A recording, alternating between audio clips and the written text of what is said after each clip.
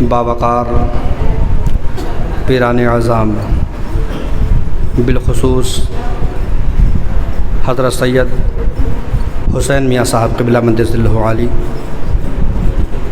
و حضور سید جیلانی میاں صاحب قبلہ مدد ذلہ عالی اور حضرت علامہ مولانا پیر عبدالسمیع صاحب قبلہ. سامعین بزم السلام علیکم ورحمۃ اللہ تعالی وبرکاتہ. نحمدہ ونصلی علی رسولہ الکریم اما بعد فاعوذ باللہ من الشیطان الرجیم بسم اللہ الرحمن الرحیم. الا ان اولیاء اللہ لا خوف علیہم ولا هم یحزنون. آمنت باللہ صدق اللہ العظیم وصدق رسولہ النبی الکریم ونحن علی ذلک لمن الشاہدین والشاکرین والحمد للہ رب العالمین. سارے حضرات جی لگا کر درود پاک پڑھ لیں. اللہم صلی علی سیدنا و مولانا محمد معدن الجود والکرم و آلہ وبارک وسلم. الصلاۃ والسلام علیک یا رسول اللہ. آپ حضرات بہت ہی خوش نصیب ہیں کہ آج پیر نہیں بلکہ پیروں کے درمیان، کیونکہ ہماری نگاہوں کے سامنے تین پیر بیٹھے ہوئے ہیں، پیروں کے درمیان آپ حضرات 10 منٹ کی گفتگو میری سماعت فرمانے جا رہے ہیں. اور دوسری خوش نصیبی اس بات میں ہے کہ آج ہم اس مقدس جگہ پر بیٹھے ہیں جو پوری دنیا میں سب سے افضل جگہ ہے. تو تھوڑا سا مسجد کا بھی ادب اور لحاظ ہمارے اور آپ کے لیے ضروری ہے، کیونکہ یہاں کا ادب ہم نہیں کریں گے پھر کون کر سکتا ہے. اللہ تبارک و تعالی ہمارا آپ کا سب کا بیٹھنا قبول فرمائے اور پیران اعظام کی برکت سے مولا تعالی ہماری اور آپ سب کی مغفرت فرمائے. کسی شاعر نے بڑے حسین انداز میں کہا ہے، دونوں عالم کی رحمت خدا سے ملی، دونوں عالم کی رحمت خدا سے ملی، ذات واحد مگر مصطفیٰ سے ملی. اور یا خدا مصطفیٰ خواجہ غوث الورا، یا خدا مصطفیٰ خواجہ غوث الورا، سب کی پہچان احمد رضا سے ملی، سب کی پہچان احمد رضا سے ملی. اور الٹی ہی چال چلتے ہیں دیوان گان عشق، الٹی ہی چال چلتے ہیں دیوان گان عشق، آنکھوں کو بند کرتے ہیں دیدار کے لیے. اور ولی ہیں ولایت کی شان رکھتے ہیں، ولی ہیں ولایت کی شان رکھتے ہیں، ولی نگاہ میں دونوں جہان رکھتے ہیں، ولی نگاہ میں دونوں جہان رکھتے ہیں. آج ہم پیران اعظام کی بارگاہ میں حاضر ہیں. 10 منٹ کی گفتگو میں آج ایک ایسے پیر کا ذکر کر دوں، اس پیر کا نام لیتے ہی لیتے ایسا کوئی سنیوں کا بچہ نہیں ہوگا جس کے چہرے پر مسکراہٹ نہ جائے. اس پیر کا نام لینے سے اس پیر کا ایک ادنا سا، جس کو ہم چھوٹا بہت ادنا سا تقویٰ سمجھتے ہیں، بہت چھوٹی سی بات، لیکن ان کے لیے بہت اعلیٰ بات ہے. بہت چھوٹی سی بات جسے آج ہم لوگ غلطی محسوس نہیں کرتے ہیں. وہ پیر جن کا میں ذکر کر رہا ہوں، نام تو بھی بعد میں لوں گا. ایک چھوٹی سی مثال بتا دوں. وہ کبھی گھڑی نہیں پہنتے تھے. کسی نے پوچھا، حضور آپ گھڑی کیوں نہیں پہنتے ہو؟ تو انہوں نے فرمایا، میں گھڑی اس لیے نہیں پہنتا ہوں، اگر کسی نے پوچھا کیا ٹائم ہوا، میں نے بتایا کہ 10 بجا ہے اور شاید 10:01 ہو گیا ہو یا 1 منٹ کم رہ گیا ہو تو یہ بات جھوٹی ہو جائے گی، اس لیے میں گھڑی نہیں پہنتا ہوں. یہ ان کا تقویٰ تھا، تقویٰ کہ اس بات میں بھی جھوٹ بات ثابت نہ ہونے پائے، ورنہ ان کے تقوی کا تو عالم ہی نہ پوچھو. وہ ایسے پیر ہیں کہ جن کے تقوی کا عالم ہی نہ پوچھو. نام لے لوں اب. اس پیر کو دنیا مفتی اعظم ہند علیہ الرحمہ کہتی ہے. شہزادہ اعلیٰ حضرت حضور مفتی اعظم ہند مصطفیٰ رضا خان فاضل بریلوی کے صاحبزادے حضور مفتی اعظم ہند. آپ کی محفل جب ہوتی تھی لوگ آتے تھے، اگر کوئی بھی شخص بغیر ٹوپی کا ہوتا تو آپ سخت ناراض ہوتے تھے اور اس کو منع فرماتے اور ٹوپی لگانے پر کافی زور دیا کرتے تھے. اور آپ کے یہاں ہمیشہ لنگر چلتا، آج بھی چلتا ہے. بریلی شریف میں تاج الشریعہ کے جا کر کے دیکھو، آج بھی لنگر چلتا ہے. اس وقت جب آپ لنگر چلاتے تھے تو لنگر کا حال یہ ہوتا تھا، 2 خادم آپ کے ایسے تھے، لنگر ہو جانے کے بعد پوری بستی میں وہ خادم اعلان کرتے، اس محلے میں پوری محلے بھر میں خادم اعلان کرتے کہ اب کوئی لنگر کھانے کو باقی تو نہیں ہے. جب کوئی باقی نہ رہتا تب مفتی اعظم ہند کا دسترخوان بچھتا تھا، تب آپ کھاتے تھے، اس سے پہلے کھاتے نہیں تھے. ایک دن ایسا ہوا کہ مفتی اعظم ہند علیہ الرحمہ نے اپنے دستور کے مطابق فرمایا کہ اعلان کر کے معلوم کر لو کوئی باقی تو نہیں رہ گیا ہے۔ تو دونوں خادموں نے محلے بھر میں اعلان کیا، لوگوں سے پوچھا، پتہ چلا کہ کوئی کھانے کو باقی نہیں ہے۔ مفتی اعظم ہند علیہ الرحمہ نے فرمایا کہ جاؤ مسجد میں دیکھ لو، شاید کوئی مسجد میں رہ گیا ہو کھانے کو۔ تو وہ خادم مسجد میں آئے، دیکھا پوری مسجد خالی، کوئی نہیں ہے۔ دسترخوان بچھا دیا گیا، مفتی اعظم ہند دسترخوان پر بیٹھے۔ اس کے بعد پھر ایک بار فرمایا اپنے خادموں سے کہ جاؤ ایک بار مسجد میں پھر سے دیکھ لو، کوئی باقی تو نہیں ہے۔ لوگ پھر آئے مسجد میں، دیکھا پوری مسجد خالی تھی، کوئی نہیں تھا۔ آپ کی تشت میں سالن ڈالا گیا، عنقریب آپ کھانا تناول فرمانے والے تھے۔ ایک بار پھر آپ نے فرمایا کہ لوگوں پھر سے ایک بار جا کے مسجد میں دیکھ لو، کوئی ہے تو نہیں۔ خادم آپس میں گفتگو کرنے لگے کہ حضرت کبھی بھی ایک بات کو 3 بار نہیں فرماتے تھے، ایک بار کہہ دیا کہ یہ کام کر لیجئے، بس کام کر دیا گیا، نہیں ہوا تو نہیں ہوا۔ آج بار بار زور دے رہے ہیں کہ مسجد میں جا کے دیکھو، مسجد میں جا کے دیکھو، تیسری بار چل رہے ہیں کہ قاعدے سے دیکھنا ہے۔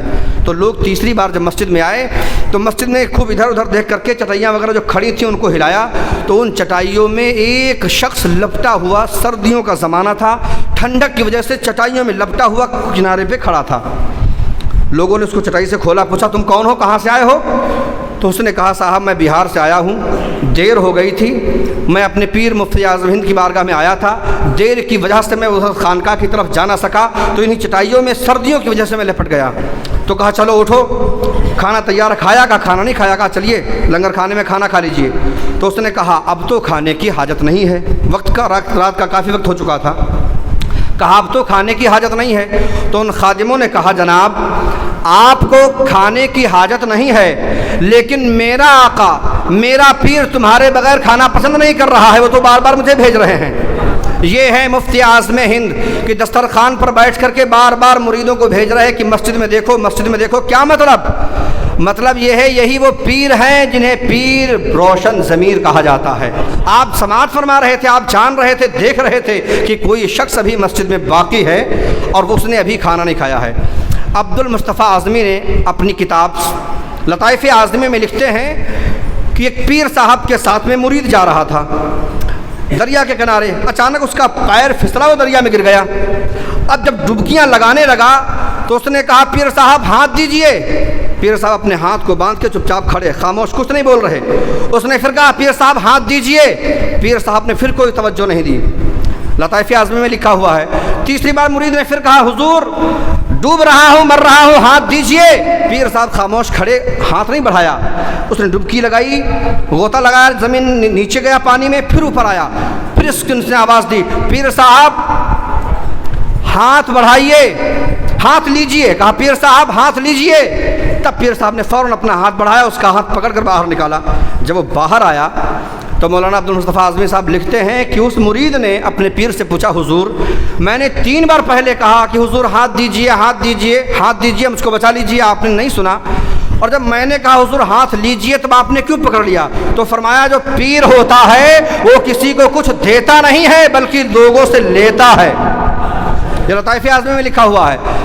اس بات سے میں یہ بات بتانا چاہوں گا کہ آج لوگوں کی یہ غلط فہمی ہے، لوگ کہتے ہیں کہ ہم نے پیر کیا ہے، وہ ہم سے یہ لیتے ہیں، وہ مانگتے ہیں، یہ لیتے ہیں، وہ مانگتے ہیں۔ آپ لطائف اعظمی میں اٹھا کر کے دیکھ سکتے ہیں پیر حقیقی طور پر وہی ہوتا ہے جو دیتا نہیں لیتا ہے، اور جب دیتا ہے تو اتنا دیتا ہے، اتنا دیتا ہے پھر دوبارہ کسی کے پاس جانے کی ضرورت نہیں پڑتی ہے۔ جب دینے پر آتا ہے تو اتنا دیتا ہے کہ دینے پر جب آتا ہے اتنا دیتا ہے دوبارہ کسی کے پاس جانے کی ضرورت نہیں پڑتی ہے۔ جب دینے پر آتا ہے بادشاہ بھی بنا دیتا ہے، شہنشاہ بھی بنا دیتا ہے، ماوا بھی بنا دیتا ہے، مولا بھی بنا دیتا ہے، سب کچھ دیتا ہے، اور جب نہیں دیتا ہے تب کچھ نہیں دیتا ہے، اور دینے پر آتا ہے تو سب کچھ عطا کر دیتا ہے، ولایت کا تاج بھی دے دیتا ہے، ولی کامل بھی بنا دیتا ہے، سب کچھ عطا کر دیتا ہے، اور جب نہیں دیتا ہے اس وقت تک کچھ نہیں دیتا ہے۔ اسے تو اب تو تمہیں دینا چاہیے کیونکہ ہم نے پیر کیے۔ بہت سے پیران اعظام ایسے ہیں جو مریدوں کی دعا سے اللہ نے ان کو بڑا عظیم بنا دیا، اور کچھ مرید ایسے ہیں کہ پیر کی برکت سے مرید کے مرتبے اعلیٰ ہو گئے۔ پیر کی برکت سے مرید کے مرتبے اعلیٰ ہو گئے، اور کچھ مرید ایسے ہیں کہ انہوں نے دعا کی تو پیر کے مرتبے اعلیٰ ہو گئے۔ بات لمبی ہو جائے گی، البتہ میں اپنی گفتگو کی طرف آتا ہوں کیونکہ ہم کو 10 منٹ میں ہی اپنی بات کو ختم کرنی ہے، تو آج تقریر نہیں، بس تھوڑی دیر کی چند باتیں بتانا چاہتا ہوں۔ ہر انسان کو اس چیز کی ضرورت ہے کہ دنیا میں اپنی زندگی جب گزارے تو اپنا ایک پیر ضرور کر لے۔ پیر کرنا بہت ضروری ہے۔ شاید ایسا کوئی ہی شخص ہوگا جو اس بات سے خالی ہوگا، ورنہ تقریباً کسی نہ کسی کا تو دامن ضرور پکڑا ہوگا۔ جس نے نہیں پکڑا ہے تو آج بہت اچھا سنہرا موقع ہے کہ حضور تشریف فرما ہے، سید حسین میاں صاحب قبلہ، جس نے دامن نہیں پکڑا ہے اس سے بہتر موقع نہیں ملے گا۔ اور پیر وہ ہوتا ہے، ایسا نہیں کہ اس مجمع میں بیعت کر لیا پھر بعد میں پتہ نہیں کہ آپ کب بیعت ہوئے تھے، کس وقت بیعت ہوئے تھے، کہاں بیعت ہوئے، آپ کو بھول جائے، ایسا نہیں۔ پیر تو در حقیقت ایسا ہوتا ہے وہ لاکھوں کے مجمع میں بیعت کرے اور 10 سال کے بعد بھی ملاقات ہو تو اپنے مرید کو فوراً پہچان جائے۔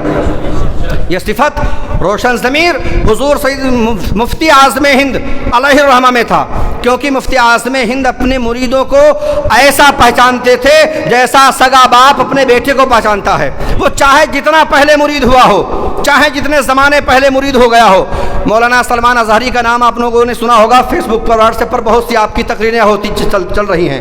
مولانا سلمان اظہری، ان کے والد محترم، انہوں نے 1963 میں مفتی اعظم ہند سے بیعت کی دورہ طالب علمی میں جامعہ اشرفیہ مبارک پور میں، جس کے بانی حضور حافظ ملت ہیں۔ حضور حافظ ملت جب مفتی اعظم ہند مدرسے میں تشریف لے جاتے تھے تو حضور حافظ ملت سب بچوں سے کہتے تھے کہ جب تک حضرت یہاں رہیں ہر طریقے سے ہر حال میں ان سے بیعت ہو جاؤ اور ادب کا مظاہرہ ایسا کرو کہ خود حضرت سمجھے کہ واقعی میں مدرسے کے بچے بہت بامؤدب ہیں۔ 1963 میں بیعت ہوئے دورہ طالب علم میں مولانا سلمان اظہری کے والد۔ اس کے ٹھیک 10 سال کے بعد 1973 میں حضور مفتی اعظم ہند کسی کام سے، کسی ضرورت سے، کسی پروگرام میں آپ کے ہاں تشریف لے گئے تو مولانا سلمان اظہری کے والد لوگوں کو بلا کر کے لا رہے تھے کہ حضرت سے بیعت کروا دیں۔ تو کمرے میں بیٹھے ہوئے تھے مفتی اعظم ہند اور لوگوں کو لا کر کے بیعت کا سلسلہ جاری تھا۔ مفتی اعظم ہند بیعت کر رہے تھے۔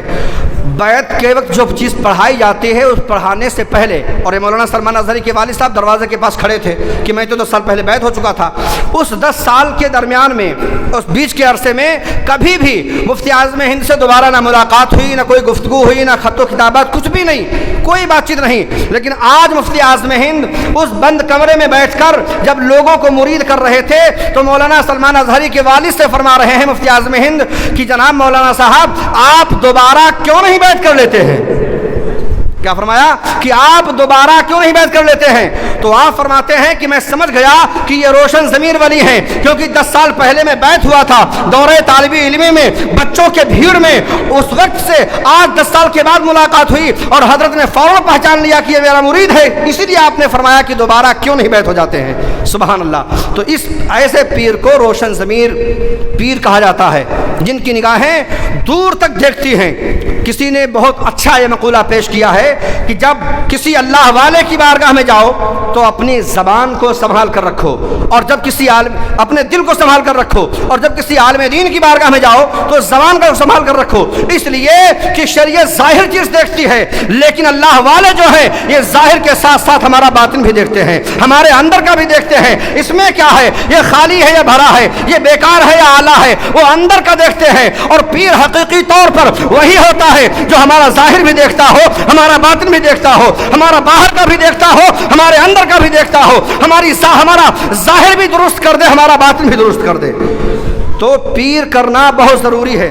آپ نے دنیا میں دیکھا ہوگا کتے 2 طریقے کے ہوتے ہیں، ایک پالتو ایک پھالتو۔ ایک پھالتو پالتو کتے کی پہچان کیا ہوتی ہے؟ اس کے گلے میں پٹا ہوتا ہے، پٹے میں زنجیر، اور زنجیر کسی کے ہاتھ میں ہوتی ہے، تو وہ پالتو کتا ہوتا ہے۔ وہ کیا کھاتا ہے؟ پاؤ، روٹی اور انڈا۔ اور جو پھالتو کتا ہوتا ہے وہ گلی گلی میں گھومتا رہتا ہے، لوگوں کے ڈنڈے کھاتا پھرتا ہے، اسے کوئی پوچھتا تک نہیں ہے۔ تو پالتو کتا جو ہوتا ہے وہ پاؤ، روٹی، انڈے کھاتا ہے۔